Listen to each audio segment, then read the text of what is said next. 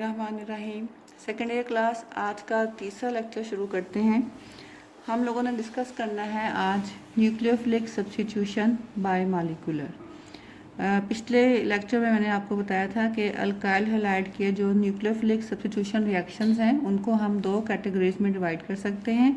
One is called as nucleophilic substitution bimolecular, इसको हम symbolize करते हैं SN2 से, और second is called as nucleophilic substitution unimolecular, उसको हम डिनोट करते हैं SN1 से। तो आज हमें डिस्कस करना है SN2 रिएक्शंस का मैकेनिज्म और इसके बारे में कुछ दूसरे पॉइंट्स देखेंगे। SN2 stands for substitution nucleophilic bye molecular. 2 जो है यहाँ पे बाय मॉलिक्यूलर को इंडिकेट करता है, क्योंकि आपको पता है बाय का मतलब होता है 2, तो बाय मॉलिक्यूलर मीन ऐसा रिएक्शन जिसमें 2 मॉलिक्यूल्स इन्वॉल्व हों। एक जनरल मैकेनिज्म SN2 रिएक्शन का अल्काइल हैलाइड्स के हवाले से हम यूँ शो कर सकते हैं। ये आपके पास सबस्ट्रेट मॉलिक्यूल है अल्काइल हैलाइड का, ठीक है, ये CH3Br मिथाइल ब्रोमाइड, और ये अटैकिंग न्यूक्लियोफाइल है OH with a negative charge. तो आपको पता है कि न्यूक्लियोफाइल ने अटैक करना है ऐसी पोजीशन पे जहाँ पे पॉजिटिव चार्ज हो, ठीक है। तो अल्काइल हैलाइड का जो कार्बन एटम होता है that is positively partially positively charge, तो ये न्यूक्लियोफाइल जो है इस पॉजिटिवली चार्ज कार्बन के ऊपर अटैक करेगा, और जैसे ही ये इसके ऊपर अटैक करेगा तो ये जो बॉन्ड है between the carbon and bromide ये ब्रेकअप होना शुरू हो जाएगा। तो एक इस तरह की बहुत थोड़े शॉर्ट टाइम के लिए एक इस तरह की कंडीशन बनती है जिसमें नया बॉन्ड जो है between hydroxide and carbon atom, या आप कह लें कि न्यूक्लियोफाइल और कार्बन एटम के बीच में बॉन्ड बन रहा होता है, और कार्बन एटम और ब्रोमाइड के बीच में जो पहले से बॉन्ड मौजूद था वो टूट रहा होता है। इसको आप डॉटेड लाइन से हम शो करते हैं। डॉटेड लाइन का मतलब यही है कि बॉन्ड फॉर्मेशन या बॉन्ड ब्रेकेज जो है वो अंडर प्रोसेस है। तो ऐसी स्पीशी या रिएक्शन के दौरान ऐसी स्टेज जिसमें process of bond formation and process of bond breakage both are going to take place is called as transition state, ठीक है, इसको हम कहते हैं ट्रांजिशन स्टेट। तो जैसे ही बॉन्ड ब्रेकेज और फॉर्मेशन का प्रोसेस कंप्लीट होता है तो हमारे पास ये प्रोडक्ट बन जाती है। देखिए प्रोडक्ट में अब कार्बन के साथ नया न्यूक्लियोफाइल आके अटैच हो गया है, और जो कार्बन के साथ पहले न्यूक्लियोफाइल अटैच था ब्रोमाइड, वो लिविंग ग्रुप की फॉर्म में, इस तरह से Br विद नेगेटिव चार्ज ये एक लिविंग ग्रुप की फॉर्म में यहाँ से अलग हो गया। तो ओवरऑल रिएक्शन ये है कि पुराने वाला न्यूक्लियोफाइल जो है वो यहाँ से अलग हो गया लिविंग ग्रुप की फॉर्म में, और नया न्यूक्लियोफाइल जो है वो आकर अटैच हो गया। अब हम देखते हैं कि इस मैकेनिज्म में मेन जो पॉइंट्स हैं समझने के वो क्या हैं। फर्स्ट वन तो ये कि in the SN2 reactions the process of bond formation and bond breakage takes place simultaneously. Simultaneously का मतलब एक साथ एक ही वक्त में, यानी कि इस प्रोसेस में नया बॉन्ड बनने का अमल और पुराना बॉन्ड टूटने का अमल, ये दोनों काम जो हैं वो साथ साथ हो रहे हैं। देखिए आप एक साथ जो है वो एक तरफ से मैंने आपको दिखाया कि न्यूक्लियोफाइल जो है वो अटैक कर रहा है, और साथ ही यहाँ से लिविंग ग्रुप जो है वो इस मॉलिक्यूल को लीव कर रहा है, ठीक है। तो दोनों प्रोसेस जो हैं bond formation and bond breakage they take place simultaneously. तो जाहिर है कि जब दोनों प्रोसेस साथ साथ होंगे तो एक ख़ास पॉइंट ये है कि अटैकिंग न्यूक्लियोफाइल जो है it will attack from the opposite side of the leaving group, क्योंकि इस साइड से अगर वो अटैक करना चाहता है जहाँ पे जिस साइड से लिविंग ग्रुप भी अटैच है, तो ज़ाहिर है कि न्यूक्लियोफाइल के ऊपर भी नेगेटिव चार्ज है और लिविंग ग्रुप के ऊपर भी पार्शियल नेगेटिव चार्ज है, तो दो नेगेटिव चार्जेस जो हैं वो एक दूसरे को रिपेल करेंगे, तो इस तरफ से अटैक करना जो है वो काफ़ी मुश्किल है। तो हमेशा SN2 रिएक्शन में अटैकिंग न्यूक्लियोफाइल जो है it attacks from the side from the direction which is opposite to the leaving group, ताकि कोई हिंड्रेंस कोई रुकावट जो है वो पेश ना आए। और एक और ख़ास बात ये है that during the attack of nucleophile and the departure of living group, यानी कि जब ये दोनों काम साथ साथ हो रहे होते हैं कि नया न्यूक्लियोफाइल अटैक कर रहा होता है और लिविंग ग्रुप जो है वो मॉलिक्यूल को छोड़ने की तैयारी कर रहा होता है, during this process the carbon atom of the substrate undergoes a change in the state of hybridization.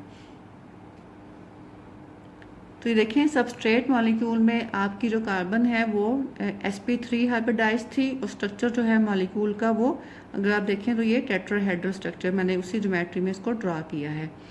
तो ट्रांजिशन स्टेट में क्योंकि ये दो बॉन्ड जो हैं ये तो ना तो ये कम्प्लीटली बने हुए हैं, इनमें से कोई भी बॉन्ड ना तो कम्प्लीटली बना हुआ है और ना ही कम्प्लीटली टूटा हुआ है। तो अब देखें ये जो बाकी बॉन्ड हैं जो कि इंटैक्ट हैं, जो कि एज सच हैं between the carbon and 3 atoms of hydrogen, तो ये अब आ गए हैं एक ट्रायंगुलर फॉर्म में, एक प्लेनर फॉर्म में, यानी कि अब ये कार्बन जो है आपको पता है ट्रायंगुलर या प्लेनर फॉर्म जो है वो sp2 हाइब्रिडाइज्ड कार्बन की होती है।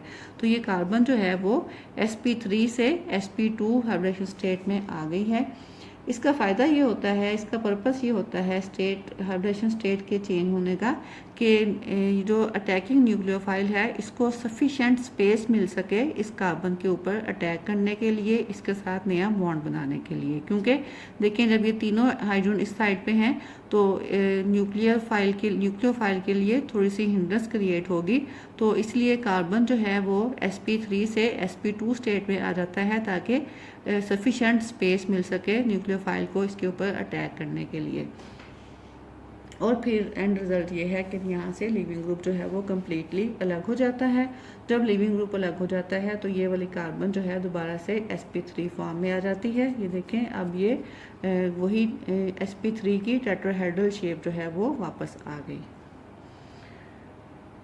चौथा पॉइंट जो इस रिएक्शन के हवाले से समझने वाला है, याद रखने वाला है, वो ये है that during the process of nucleophilic substitution reaction bye molecular या SN2 मैकेनिज्म के प्रोसेस के दौरान में the configuration of alkyl halide molecule is inverted. Inverted का मतलब उलट जाना, ठीक है।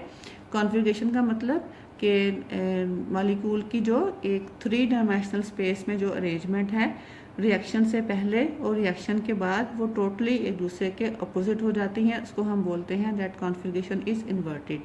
सिंपली आपको समझाने के लिए, क्योंकि आप लोगों ने अभी कॉन्फ़िगरेशन को डिटेल से नहीं पढ़ा है, तो सिर्फ सिंपली ये समझने के लिए आप देख लें कि पहले हमारे पास सबस्ट्रेट मॉलिक्यूल में देखें क्या था कि कार्बन के लेफ़्ट साइड पे हाइड्रोजन एटम्स थे और राइट साइड पे ये न्यूक्लियोफाइल अटैच था जो कि एक लिविंग ग्रुप है। तो प्रोडक्ट में आप देखें, प्रोडक्ट में क्या हुआ है, अब वही हाइड्रोजन एटम्स जो पहले लेफ़्ट साइड पे थे अब वो राइट साइड पे हैं और नया आने वाला न्यूक्लियोफाइल जो है वो लेफ़्ट साइड पे हो गया है। तो क्योंकि ग्रुप्स की पोजीशन जो है वो आपस में चेंज हो गई है, मॉलिक्यूल की जो 3 डायमेंशनल अरेंजमेंट थी वो चेंज हो गई है, that is called as inversion of configuration, या हम कहते हैं कि that configuration has been inverted, यानी कि जो चीज़ें मॉलिक्यूल में पहले लेफ़्ट हैंड साइड पे थी अब वो राइट हैंड साइड पे आ गई हैं और जो राइट हैंड साइड पे थी वो लेफ़्ट हैंड साइड पे आ गई हैं। Next point is that molecularity of SN2 reaction is equal to 2। Molecularity को हम डिफाइन कर सकते हैं इस तरह से that the number of molecules involve in the rate determining step are called as molecularity, यानी कि एक रिएक्शन जब एक से ज़्यादा स्टेप्स के ऊपर बेस करता है या मुश्तमिल होता है तो उनमें से कोई एक स्टेप ही ऐसा होता है जिसको हम रेट डिटर्मिनिंग स्टेप कहते हैं। तो उस रेट डिटर्मिनिंग स्टेप में जितने मॉलिक्यूल्स इन्वॉल्व होंगे that will be called as molecularity of reaction. ये सब कुछ हम पढ़ चुके हैं फर्स्ट ईयर में, लास्ट चैप्टर में। तो इस रिएक्शन में तो क्योंकि एक ही स्टेप है, सारा प्रोसेस जो है वो एक ही स्टेप में हो रहा है, नया आने वाला न्यूक्लियोफाइल का अटैक और जो पहले से अटैच न्यूक्लियोफाइल था उसका डिपार्चर, सब कुछ इकट्ठा एक ही स्टेप में हो रहा है। तो it is a single step reaction. तो इसका मतलब ये है कि यही स्टेप जो है इसका वो ही रेट डिटर्मिनिंग स्टेप होगा। तो इसमें क्योंकि 2 मॉलिक्यूल्स इन्वॉल्व हैं, एक अटैकिंग न्यूक्लियोफाइल दूसरा substrate molecule, that's why we call that molecularity of the reaction is equal to 2। उसके बाद हमें देखना है कि इस रिएक्शन का ऑर्डर क्या है। आपको पता है कि ऑर्डर ऑफ रिएक्शन जो है उसको हम यूँ डिफाइन कर सकते हैं that the sum of exponents to which the concentration terms are raised in the rate equation of a reaction is called as order of reaction. तो इस रिएक्शन की रेट इक्वेशन जो है it becomes equal to K multiplied by the concentration of alkyl halide raised to power 1, concentration of nucleophile raised to power 1। ये आपको याद होगा, हमने पढ़ा था फर्स्ट ईयर में एक रेट इक्वेशन जो है इसको हम एक्सपेरिमेंटली फाइंड आउट कर सकते हैं। किसी भी रिएक्शन को देख के हम उसकी रेट इक्वेशन जो है वो कंस्ट्रक्ट नहीं कर सकते। तो यहाँ पे देखें, ये आपकी कंसंट्रेशन टर्म्स हैं, इसको हमने स्क्वायर ब्रैकेट में लिखा, concentration of alkyl halide and concentration of nucleophile. दोनों का एक्सपोनेंट 1 है, तो दोनों के एक्सपोनेंट्स को हम जमा करेंगे तो ये हमारे पास ऑर्डर ऑफ रिएक्शन आ जाएगा। तो 1 + 1 is equal to 2, so the order of reaction is equal to 2। इस रिएक्शन की मॉलिक्यूलरिटी भी 2 है और ऑर्डर भी 2 है। अब किस किस्म के अल्काइल हैलाइड्स जो हैं वो सब्स्टिट्यूशन रिएक्शन देते हैं थ्रू द SN2 मैकेनिज्म। तो it has been found that all the primary alkyl halides give substitution reaction by following SN2 mechanism. ठीक है, तो ये आपने याद रखना है सारे इसके स्टेप्स। ये पॉइंट्स ऑफ डिफरेंशिएशन भी हैं बिटवीन SN2 और SN1। नेक्स्ट लेक्चर में इंशाल्लाह हम डिस्कस करेंगे कि SN1 रिएक्शन में ये सारे पॉइंट्स जो हैं वो किस तरह से हमारे सामने आते हैं। तो एक चीज़ ख़ास तौर पे आपने याद रखनी है दैट SN2 रिएक्शन जो है यानी कि nucleophilic substitution reaction bye molecular, it is a 1 step mechanism. ठीक है, ये एक 1 स्टेप मैकेनिज्म है, जबकि SN1 जो है वो 2 स्टेप मैकेनिज्म है। तो उसमें 2 स्टेप्स कौन कौन से इन्वॉल्व हैं वो इंशाल्लाह हम अपनी नेक्स्ट क्लास में डिस्कस करेंगे। उस वक्त तक के लिए अल्लाह हाफिज़।